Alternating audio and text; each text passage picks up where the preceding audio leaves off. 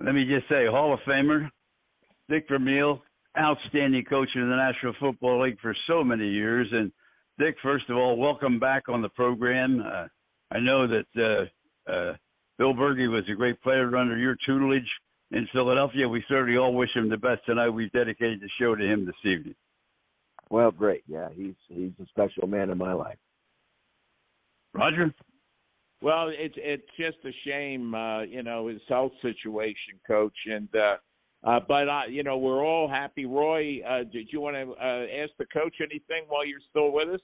Well, I think he asked the question that I was most interested in hearing his answer to, was how he felt about the Saquon Barkley acquisition. So I'll leave it to you guys, and we'll talk again next week. Okay. Have a great week, Roy. Thanks, Coach, guys. Thanks for having me as always. Appreciate it. Yep, it is a great acquisition, and they made some other key acquisitions with a couple of 3-year and a 1-year contract. And I'll tell you, free agency has certainly changed in the NFL, hasn't it, over the last few years? Well, they've gotten so aggressive, and the salary cap keeps growing each year, and it allows people that didn't have a lot of money left in the cap, all of a sudden they get another 30 or 40 or 50 million because the cap expansion, and so it really perks up free agency again. No question about that. And, of course, Washington is one of the biggest. Quinn coming in there with an opportunity to really rejuvenate the whole team. I mean, his salary cap space is somewhere around $65 or $70 million. So he's got a lot of room to do things, and it just didn't happen like that over the last couple of years. You're absolutely right. Tell us what you think about that. Well, I'm not sure who are you talking about, the Commanders? Yeah. Mm-hmm. Yeah. Well, they've struggled for a long time, and yes, they have new ownership. He actually a rookie in the NFL, so to speak. Yes, 76ers and that kind of stuff, but that's a different game, and you don't need as many good guys as you do in football. And plus in free agency, a player has a choice. He's not drafted. He doesn't have to go to the Commanders. If he gets an equal or somewhere close to deal somewhere else, he'll go where he has a better chance to win and maybe put a great ring on his finger. He won't automatically go someplace like the Commanders that have been struggling. Sometimes guys just don't want to go somewhere and lose. Roger? Well, I'll tell you, Coach, you're right about that. And we were talking about the Falcons acquisition of Kirk Cousins. And as I mentioned, the fans are upset. They felt the Falcons should have gone after a number one quarterback last year, and that's why they had a lost season. They have a lot of talent, including the young man from Miami, who, of course, you and I and Don are familiar with because he went to Abington High School, and then I think it was Archbishop Wood. And a real great kid. The one thing he said, he wanted to know when Wawa was going to be in the Atlanta area. So he's our kind of guy. But I bet they're not far away right now.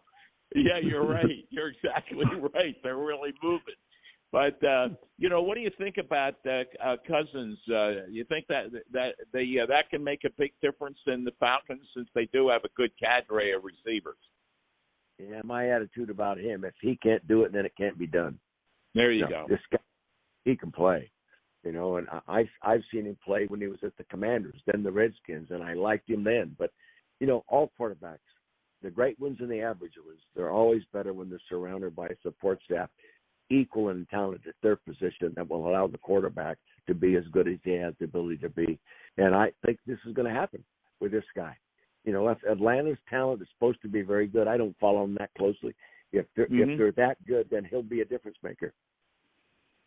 Dick Vermeil, our special guest in this segment of the program. We certainly thank him very much for coming on, the Hall of Famer. And Dick, just as a technical question, when you were coaching, let's start with the Eagles. Maybe it changed as you went along to other clubs. How many assistants and scouts and so forth did you have working under you as opposed to what we see today? I mean, the bench is almost filled with people. Where are all these people? What do they do? They get in each other's way. But no, there you go. To the Eagles, when I came to the Eagles in 1976, I had a 10-man coaching staff. It was the largest staff in the NFL. Okay, I had a couple of head coaches ask me what I was going to do with all those guys, and I said, well, I had 10 assistants at UCLA, and that's what it took me to win, and I need 10 here. When I came back into coaching, I think I had 15 coaches in St. Louis, and then I think I had 18 in Kansas City. But now some teams got 25 coaches. I don't know what. Right. You got to get a big staff room. Roger, you're up. I'll tell you, you just brought up a great point, Dick. You got Chuck Clausen. You played Ohio State. You won the game. And then the next thing, Chuck Clausen told me that all of a sudden he's getting a call from you. And Betsy said, Dick Vermeil wants you to come on his staff with the Eagles. And he tells that story. And he said when it was a lot more money than he was making from what he made. Yeah, I'm sure it was. None of us made any money in those days. But having Rod Dowhauer and I ran the offense at UCLA. And we watched every game Ohio State played in preparation. And we'd played them early this season, got beat badly. So we really studied them. And what I was so impressed with how well their defensive linemen played. So, yes, it's a reflection of good talent, but it was also a reflection of somebody's doing a hell of a job of coaching these kids. So when I got this job, I called him up and asked him to come with me, and he came. And 2 years later, I brought George Hill with me, okay, who was Woody's defensive coordinator to coach my linebackers. And just great football coaches and great people. Of course, we've lost both of those guys now. They're long gone, God bless them. But they were very much responsible for a high percentage of the success we had in Philadelphia, believe me. Without them, I don't win. Dick, the one thing that was very impressive in every stop that you made that I know of anyway, and that was when you came with the Eagles, you and Leonard Toews had a great relationship with the owner of the ball club. And when you went to St. Louis, I'm assuming it was the same way with the ownership there. And when you went to Kansas, the same way out there. Did you always have a pretty good relationship with the people when you went in to talk about not only salaries, but to talk about what are we going to do about getting a particular player that we need at this particular time? Reeves with Kansas City is amazing. I mean, he just keeps coming up with players. He has a hole and he fills it in about 14 seconds. How tough is that? I never had an agent, so I never had anybody between me and the owner. Right. I never had a contract negotiation for my own salary. They determined. I said, that's great. Okay. And, I was a little bit naive, and I was a little bit grateful, maybe too grateful, but I appreciated the opportunities they were giving me. And I always felt if you're going to have a good organization, Kansas City taking that job, and Lamar Hunt, the owner of the team, one of the finest men I've ever met in my life, came and asked me if he could come to our Saturday morning team meeting. I said, Lamar, you own the team. You can run a meeting if you want. So that's the first time. Now that's the first time he'd ever been in a team meeting. This is what he told me. 2 weeks later, he comes in and he says, "Can I bring a friend?" I says, "Lamar, I'm going to remind you again. You own the team, and the chain of command starts. You can do whatever you want to do. Just let me know." So I'm prepared to introduce people and pay proper respect. But I brag a little bit on this. I'm the only guy that coached 3 teams and never got fired. Well, that says a lot about you, Coach. Thank you. But it's also about treating people with respect and bringing them into the inner circle of what's actually going on. We didn't have any secrets. Everybody knew what was going on and why we were doing it and what the process was and what was expected of them. But if I didn't have the authority from the ownership, then you're restricted. You could hire your own people. Why do you think Andy Reid brought his own staff in?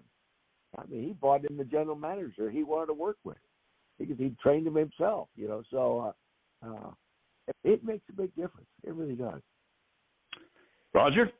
Well, yeah, there's no doubt about it. And, you had Carl with you, and I mean, he just did a phenomenal job, and obviously also in Kansas City, and it means so much. And so many times we see the owners getting too involved, and I mean, Dallas could be one, but yet Jerry owns it, and he is a football guy, and but there's so many others, and that's why they don't win. But you just had the knack. You would talk to everybody that worked in the Eagles organization as you were their friend, they were your friend.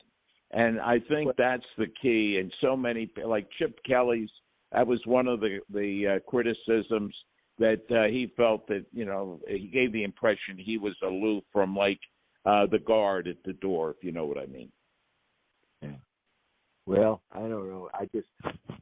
To me, the people are more important than the game. I mean, and the people you have create the atmosphere and the environment in which people enjoy working, and they help you set the tone throughout the entire building that you're all working together for one common cause.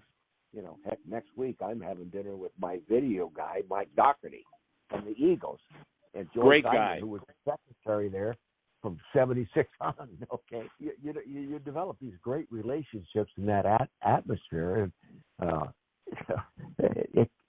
it works for me. Okay. Dick, one of the things that surprised me in the papers the last couple of days is that, and you were talking about Lamar, and it seemed to me the last time I was out there, it just finished all the new training facility and all, which was absolutely beautiful. And they're saying now that, of course, the stadium is Arrowhead. Let's face it, it is old. There's no question about that. Not as old as Buffalo is, but it's old. And the players are complaining that the facilities aren't up to standard for 2024. Maybe you haven't been out there in a while. That just surprised me a little bit because I thought, they're a lot better than it was when I was there. I thought the Hunt family was. I thought they were very much in.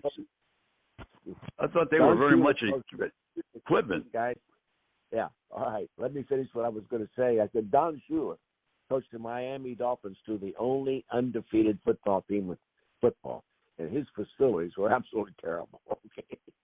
I was in those facilities when I was in broadcasting. I'd go in there. And Don Shula hardly had room to put a chair behind his desk in his office. They had nothing. But today everybody's spoiled.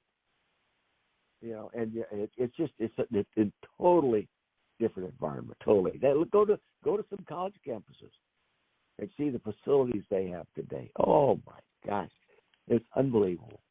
There are college facilities that have facilities much better than any of the best NFL teams. Why? Because it's part of Alabama will knock you over. You go down there. Yeah. And Georgia, I've been. Yeah. Clemson's Roger. No.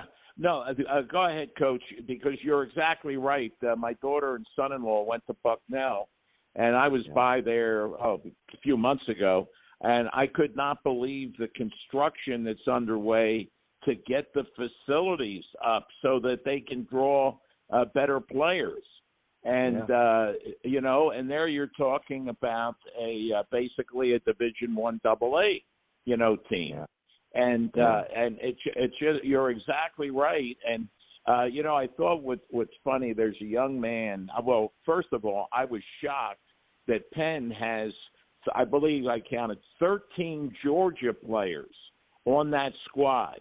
And I met this young man who went to school right here near me, and he's pre-med at Penn, and his father was from South Philly, and then he played at Bishop Kendrick and at Penn State.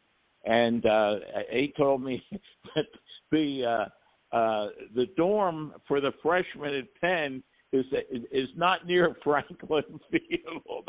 That's what he told me. Got to get him in shape to walk to practice. That's right. But you're right. All these schools are upgrading because they have to get the draw, to get the players. Yeah, well, that's where the very competitive. I have a former Clemson player that brings me to a game, Steve Kenny, and in Clemson, and you can't believe the facilities they have. The kitchen looks like the hotel. The NFC East was always the prime, in my view anyway, always the prime portion of the National Football League. The Commanders have not been a factor for such a long time, but the Giants and the Eagles, those games, in my mind, during my lifetime of working in this business, were the greatest games in the world. You'd go anywhere to see the Giants and the Eagles play one another, but Washington. Did you think that was over the years the best, most competitive division of all the divisions in the National Football League? Well, it was. If it wasn't the best, it was the second best. But I can't tell you who was better. I mean, it was tough. It was really tough. You talk, at one time, you had Parcells in the Hall of Fame, George Allen's in the Hall of Fame, Don Coryell's in the Hall of Fame. They all pass through this conference, and there's only 28 of us, or 29 of us now in the Hall of Fame, and a lot of them pass through this division. Okay. I tell you, Dallas Cowboys, the whole team's in Bill Berge told us many times on this show. He said, when you win that game, it was almost like winning the Super Bowl. The next week you couldn't get up because you've been so much into that Dallas Cowboy win that it was hard to get back together again. Yeah, well, I didn't do a good job, I tell you that, okay? Yes, you did. Yeah, come on. That was a tremendous team at that era, and hey, you beat them so that you got into the Super Bowl. That was the key, right? Yeah, you had to do that. Just like in the old days, you had to go through Pittsburgh to get to the Super Bowl, and normally you didn't get there. Yeah, that's right. That's it. There's a good one. What's your opinion about Russell Wilson? He signed with Pittsburgh. Do you feel that he still has a lot left in the tank, Coach? I do. Yeah, I do. I think it's a very positive reflection on the Seattle program, where he was so effective. It's so good. I mean, they're talking about him being a Hall of Fame player. Now he can't play? Come on. Yeah. Well, I think that's a positive reflection on the program and the people that were coaching him in Seattle. They had him playing at a high level. Level high enough he's got a fortune to go to Denver. Okay, if he hadn't been playing at a high level, Denver wouldn't have played him that. Dick, when you look at the last couple of weeks at the training, the schools and so forth, how fast can you run 100? How 4.4, 4.5, 4.9, whatever it may be. Was that a big factor when you were playing the scouting? Did they have any kind of scouting where teams came together like that, or was it all a matter of checking them while they were playing in college? Well, it's important. The game is more wide open today. It's a faster game than it's ever been. You're not in a foxhole anymore. They're spread all over the field, and there's movement all over the field, and the rules have changed that allow the offense a big advantage in many ways during the game, and so that's changed. But I don't know. It's a more exciting game, really. You're getting more teams scoring into 30 points and making big plays, and quarterbacks are throwing throws that in the old days you wouldn't attempt to throw, and now the receivers catch almost anything that's close to them. In the old days, you considered an uncatchable ball. One of the reasons Harold Carmichael's in the Hall of Fame is I think he was one of the first guys that started catching the uncatchable ball. And once somebody else starts showing that they can make that kind of catch, it's a great example for other people. Just like the first guy that ever runs a 4-minute mile. All of a sudden, more guys start running. Some guys make these great one-handed catches. Well, hell, now you see even high school games. It's amazing how the wide receiver position is the most improved position in the NFL. Roger? No doubt. Yeah, what did you think about the retirement of Jason Kelsey and Cox? Two great Eagles. They were on the Super Bowl team, and I'm certain that Kelsey's going to be a first ballot Hall of Famer. Do you think that Cox is in that category?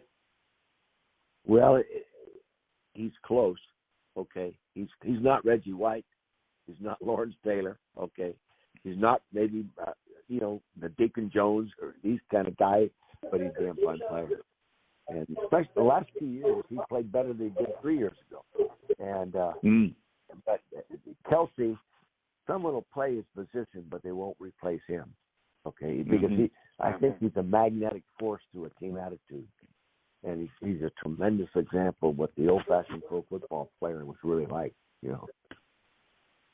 Dick, we have a young fellow that's really just starting out in this business, and Frank tells me he's on the phone right now. So, Trevor, talk to the Hall of Famer, Dick Vermeil. You got a question for him? Go to it. Hello there. Just want to say that you're a legend of the game, and I really appreciate the chance to be able to ask you a question. Sure. What was it like being able to be around some of the greats in the NFL, Kurt Warner, Torrey Holt, some of those guys, Marshall Faulk? Can you just briefly talk about that real quick? I know you've probably been asked that a million times, but just for my sake. You know, I was always a driven guy, but the real driving force were the players I coached. My motivation came from them. I mean, they're so stimulating people. You know, it's changed today. The free agency is so much, you know, it's harder to maintain a long-time relationship, you know. Bill Berkey's one of my closest friends, okay? We've hunted together, we've drank wine together, we've celebrated birthdays and all these kind of things. And in today's world, you rent a player. And if you're fortunate, you get to keep one like Kelsey got to stay. But, you know, if he wasn't the kind of person he was, he'd probably go someplace else to try to get another $1 million, you know. That's just how college is becoming the same way with the NIL. But to me, it was the certain kinds of players really motivated me. You know, the Harold Carmicks, the Jerry Sizemore, it's the secret guy within the offensive team, London Fletcher, Mike Gruder-Doria, our center at the Rams. Not a heralded big name guy, but he inspired me for the way he played, the way he prepared, and how well he did certain things, and all these kind of things. Those guys are the guys that motivated me. Dick, as we wind up this segment, and thank you so very much for being with us, but more importantly, I want to wind it up by saying a great football coach, a Hall of Famer, but also a wine steward. Now, let's give the wine a little bit of what's the blend for the fall? What do you got on tap that people can get right away that you really are enjoying? The only way they can get our wine is go online. We're a wine club organization. We have like 530 wine clubs, and high percentage of our wine goes directly to our wine club members. And then we have a tasting room in Napa. People come in and out of there, and they can go just Google Vermeil wines. It's expensive wine. It's quality wine. We have 3 Cabernets. We have other wines too. Our 3 Cabernets, 2 of them got a 95 grade, and 1 of them got a 93 grade. That's A- grade for, you know, a little tiny organization. We're selling right now 1,600, about 35 cases of wine. Okay, and this year, because the crop was so much better, we're going to be bottling about 2,300 cases of wine. So we're not terrific. Very big. Yeah, we're not very big, but we think we're very good. Thank you. That's the key. Dick, thank you so very, very much. It's always a pleasure to talk with you, and just to talk football and talk about personalities and the people that you got along with. I don't know anybody you didn't get along with, so there must be somewhere, someone, but I don't know where he is. If you are, believe me, I know where you are. You're pleasing them all. You're not doing a good job. All right. That's hey, right. thank you, guys. God bless, Coach. God bless you and your wife. Bye-bye. Take care.